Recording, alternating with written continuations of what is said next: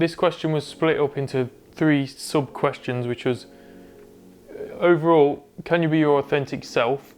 But then it was, can you truly communicate with someone of another race? And can you truly trust someone of another race? And can you truly be honest with someone of another race? So this was quite a large question. I kind of feel like we were building up to asking this question, leading people to tell us their story, their history, their journey that they've been on with race and friendship, and then asking them if you can be your authentic self is kind of a pivotal moment for the story, basically. So like growing up black or growing up not white in England, someone can try to explain to me what that is like, and they can tell me like, yeah, once like this lady said this to me, whatever, I could be like, oh yeah, that is so bad. But even on top of that, it's like the little things, like, or when I go into a shop, like I need to act like this, or when I meet a white woman, or like I'll cross the road so she feels safe or whatever. Little things like I would never even think of. So like there's so many of them, they can never explain like their whole experience to me like that. So I could never understand it because there's so much to it. They asked me to like put myself in their shoes. I feel it'd be like insulting to say I could even imagine that, because I just couldn't. Like they can try and explain it, but I will never fully understand it, I don't think. Or like be able to understand what they feel on a daily basis, or just I think not understanding each other and not actually getting to know each other. I think that's, you can't form a deep relationship if you don't really know about somebody's, and that goes for black people and white people. You've kind of got to get to know each other, culture, understand, do you know what I mean, and understand each other, and obviously be honest with each other. If you're not honest with how you feel and how things make you feel, then you're never going to form that deep relationship. And then time, the more time that you have, it helps. Because I've definitely said some things to him over the years that may have been considered insensitive, just as he has to me. It's just like a learning process, and I feel like that's where we do have that bond as well, because we're both open to learning about each other. Now, we're very comfortable about saying things like straight to each other, and like often we do have conversations around his situation and my situation, where I try and break him out of his rut and he tries to break me out of mine. I guess I've forced myself to understand why someone might have like some kind of guard up when first meeting someone of a new race. If it's a culture that you don't know a lot about, like we said before, you'll naturally have questions, and there'll be things that are different to you which you might not understand. I think it just needs time and patience more than anything, yeah. I think I empathise a lot more with people who are brown people and people who have the very similar heritage to me. My missus was Spanish, right? So do you know what I mean? And a big thing that I found with that was like the cultural differences as well. Do you know what I mean? It was the fact that very blunt and upfront and thing, I would get offended and I would become defensive, and then I would become nasty. Just from having a conversation about that and understanding those differences, then it all just eased. I could like, initially, even if I felt myself react, it's like, oh, well, come on, like, I'm an adult, like I can control that a bit. I can be my authentic self, yeah. Sometimes I feel like I'm almost too white to be with the brown people. I can kind of express myself with people who are of different ethnicities better than I can with people who are of the same ethnicity of me, because I think unfortunately sometimes, especially in Southeast Asian culture, there's a lot of prejudices towards our own kind. It's sort of like, oh, you shouldn't be doing that because you're brown. Whereas if that's what I want to do, I won't sort of receive that sort of aggro almost, or negativity from people who aren't of the same background, because they would just accept me, mainly just accept me for who I am, rather than this preconceived things of what I should and shouldn't be doing. You ever heard that childish Gambino bar where it's like 2 black for the white kids and 2 white for the black? I was kind of stuck in that, because like white kids in school would just be saying, you're not very black, why don't you talk like this? It's nonsense really, isn't it? Yeah, it was like I'd make a comment and be like, but you're black, shut up. But I'm not black. And that's the thing, like, you know when I was saying about half black, half white, when they'd make those full cast comments like, you're black, but I'm not. You know what I mean? It's like I could never be mixed race, or I could never be white. It was always, you're black. Yeah, and like to black people, I was never even considered black, I'd say. It was always just not even white, but you're not black enough to be black, and you're not white enough to be white, so you're just there. Not everybody considered me like that, but when I was trying to make connections throughout the years, it did come across that way sometimes. I suppose with my black friends, it's a difference of what we'll do that allows me to be my authentic self. So like all mixed race friends, like going to carnival with them, like it feels like territory. And it feels like it's ours to like, but I think me, if I went with my white friends, I could potentially feel like a guest as well, because I'm with all these white girls and people will just assume I'm white anyway. So then I think going with my black and mixed race friends gives me more freedom to enjoy the culture. I would say, from as it stands right now, my closest circle, a lot of them are black. So by virtue of that alone, I'd have to answer the question by saying I would trust a black friend more than a white friend. Now, having said that, I wouldn't say it's because of race necessarily. I would say it's based on the relationship we've built. Yeah. Because I've had white people in the past treat me a lot better than my black counterparts, and it's like, okay, cool. Like, not this idea that all white people are like evil and stuff. No, I don't agree with that personally. So it wouldn't be on the basis of race, because I have a lot of pleasurable experiences hanging around with like white people and stuff, and relationships with white people. But by virtue of what my circle looks like right now, I'd have to say I trust a black person. We associate stabbings and knife crime with black boys. The British stereotype, all white people just get drunk and act like a fool. That isn't true. That isn't true at all. But because the narrative which is portrayed of British people, that's what they do, then that's kind of the narrative that you accept. So in terms of trust, would you trust a white person not to do that? Well, maybe not so much, because that's the narrative that I believe is correct, if that makes sense. Or a black guy to, I don't know, all Jamaicans get high and smoke weed. Like, that isn't true. There are certain expectations that you would have, unfortunately, on a particular skin type to be prone to doing certain type of things, which may, in certain instances, devalue trust, if that makes sense. I'm fully aware of the perceptions of a black man, the stereotypes that comes with being a black man and stuff. And to a certain extent, I almost actively try to act against what I believe your perception is of me, even if you might not even have that perception. Do you know what I'm saying? And it's like, I try to, I don't want to come across as aggressive. I don't want to come across as too overbearing. I want to speak with proper vocabulary and articulate myself very well. Do you know what I'm saying? So you don't think he's one of those blacks type mentality. And again, categorizing, like I said to you earlier, you can't categorize and put every white person isn't the same. Every black person isn't the same. Do you know what I mean? Every black person doesn't like chicken. And then, but people will assume like straight away, they'll assume, you know what I mean? And more time, the negative stereotypes that you have of me is a reflection of yourself. You know what I'm saying? I'm not aggressive. I'm not a criminal. I've never been arrested. Yeah, like there was even times when in kind of year 7 and 8 where I would make racist jokes about myself. Really? Yeah, because I knew that if I didn't, someone else was gonna. Oh, wow. And I was just kind of trying to beat them to the punch, I suppose. Some kids that I came up with, white kids, were just like, huh? What? Didn't get it when you say something or act a different way. But I think that's just, I don't know.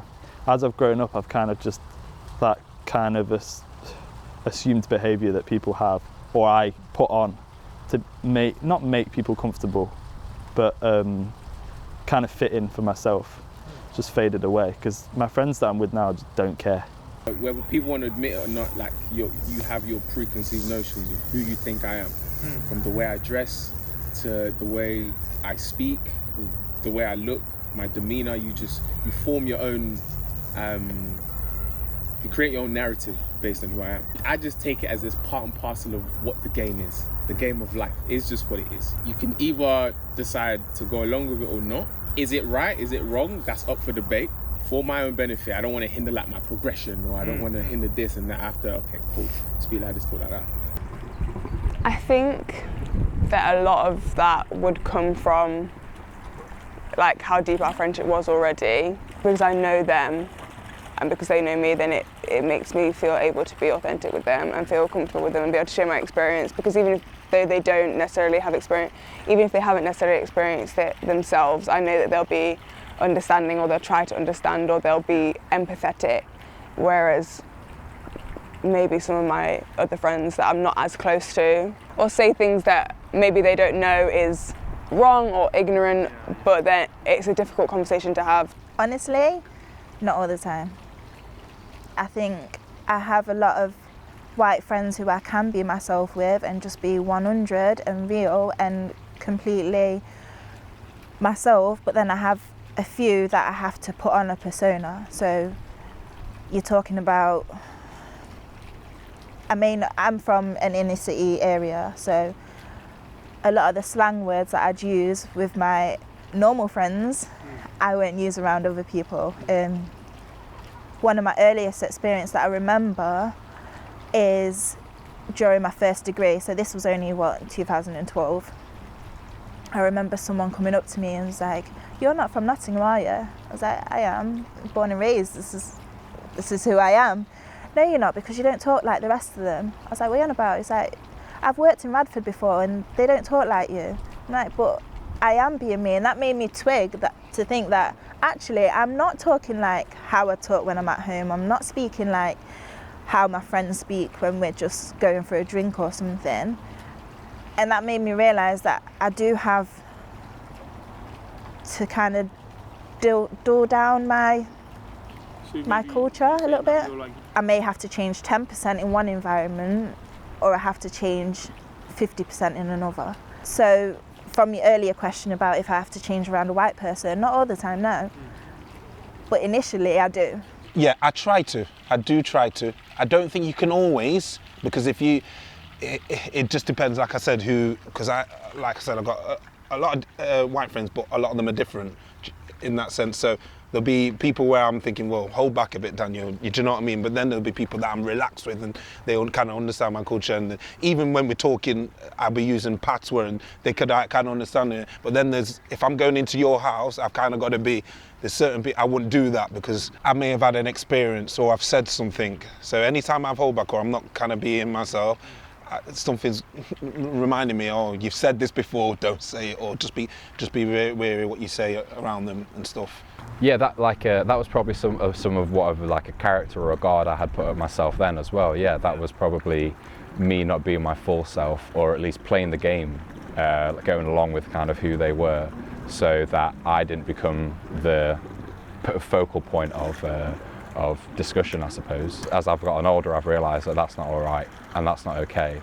And like I said, I'm very proud of my heritage now. So there was like there probably was somewhat of a guard that I had put up around those kind of people. But again, now I've learned not to have that guard, and I am who I am, and that's fine.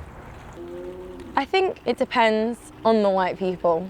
So my close friends who are white, and like my boyfriend's white, I can definitely be my authentic self around those people. But say it was like a big group of white people that I didn't know, I'm not sure. But I'm not necessarily sure if I could be my authentic self with a group of black people I didn't know that well either. Because part of me would think, like, are they thinking I'm acting too like something because I look white? And the same with white people. So it was a bit isolating, like feeling a certain type of way about things and then trying to articulate myself, but them just being sort of switched off to it, and like they had their definitions of what racism was. So it was definitely like, yeah, I'd say a little bit lonely in those types of situations. When I first meet people, I always reserve myself. Do you know what I mean? And judge. Like, I like to think I'm a decent judge of character. I can tell if someone's uncomfortable, so I can quickly adapt what I'm saying. And that's just because I don't like being upset. And I don't want anybody else to be upset, and I don't want the fact for me having a laugh or a joke that lasts 20 seconds of enjoyment to be something somebody goes home and thinks about all afternoon. Do you know what I mean? Because I've done that. I've been on the receiving end of that, and that was eye-opening. It's like, it's so dumb. And I've made mistakes where I've regretted my decisions so much. Where, do you know what I mean? Unless there's other black people there, no. If it's just, I was never my authentic you can say that my colleagues will work with my friends, but I was 100% never my authentic self. There was always this anxiety when I changed my hair. There was always this, oh, where'd you get your hair from? I want to do that. Who did your hair? I want to do this same hair as well. I can never just, like, I know with my black friends, if I'd come in with braids or whatever, it's just, okay, oh, your hair looks nice, cool, end of the conversation. But with my white friends, it's really, oh, I think somebody compared me to like a Nubian deity at some point one time. And some people were like, oh my goodness, that is so lovely to be, but it's like, why couldn't you just say my hair's nice? Why couldn't you just do that? So I feel like I do have to really minimize myself when I am in white spaces. There's some slang I can't say. I feel like I always have to speak. I speak quite eloquently. That was really bad. I tried to say I speak eloquently and I definitely did. I like to believe that I speak quite eloquently, and sometimes obviously when I'm around my black friends, I might not speak as like, I might just, you know, just use a bit of slang, speak a bit of like Yoruba or whatever like that. And that's something I naturally do. Whereas with my white friends, it's just constantly like, I just have to speak in a way that they would understand. As a black woman, there's a lot of like personalities that you have to take up. You have to understand like your career personality or your job personality, who you are with amongst your friends, who you are like at home amongst your parents. And it's like, I don't want to have to like put on one of these like jackets when I'm around my friends. But when I go to festivals that's heavily surrounded with white people, I have to just adapt to them, and I have to be okay adapting to that. With friendships, whatever I do for you is exactly what I'd expect you to do for me. But then it's like, no, I'm not going to censor myself. I'm going to speak how I feel comfortable. I'm going to be my true self, and you're going to learn to accept that, because I haven't asked you to censor yourself. I accept you as the white man that you are, with the way you speak, whether East Ender or from whatever accent you have. I haven't asked you to censor yourself. So why should I have to censor myself? Yeah. If you can't really accept me for who I am, then let's just not be friends. I'm not upset by that. So yeah, so my mates didn't care. They like me for who I am. Yeah, I feel like I don't really pander to anyone personally. I'm not like, oh, you know, these people are acting a certain way, let me act like this. I just feel like if I don't enjoy the way people are acting, I just take myself out of it. So why should I feel like I need to make it a conscious effort to prove to you that I'm not those things? It's like, no, I don't need to. I don't need to. I'm just gonna be me, and if you like it, you like it. Then we can vibe. If you don't like it, I probably didn't need you in my life anyway. Yeah. Do you know what I mean? So do you find at times that you do have to change yourself, or do you just never do it anymore? Again, like I said before, yes. Yeah. Before I felt like I needed to. Now I feel like with age as well, as you mature, you start to settle into your identity. Yeah. And now I'm very comfortable in myself. And it's like, you know what, you're gonna get this. This is me. You know what I'm saying? I'm very secure and comfortable in who I am and who I'm becoming. And I'm proud of who I am and who I'm becoming. So why should I dim my light just so yours can shine brighter? I'm not going to do it. I think it's respect. I think it's an understanding of my background. So sometimes I have an expectancy that some stuff doesn't have to be explained. This is just who I am. But then some stuff does have to be explained. When it comes to Caribbean funerals, you're there all day. You're there all day. And stuff like that I don't mind explaining, but then if you're asking me to explain why I feel injustice in an area that to me is blatant, I struggle to understand why I have to explain that to you. It's about taking that responsibility on yourself to be able to educate yourself about what's going on, educate yourself about what's happening. And yes, I'm happy to give you my opinion, but I'm not gospel. I could be wrong myself. So I think that token black girl stigma, there's a lot of pressure maybe. It's a lot of pressure. It is a lot of pressure.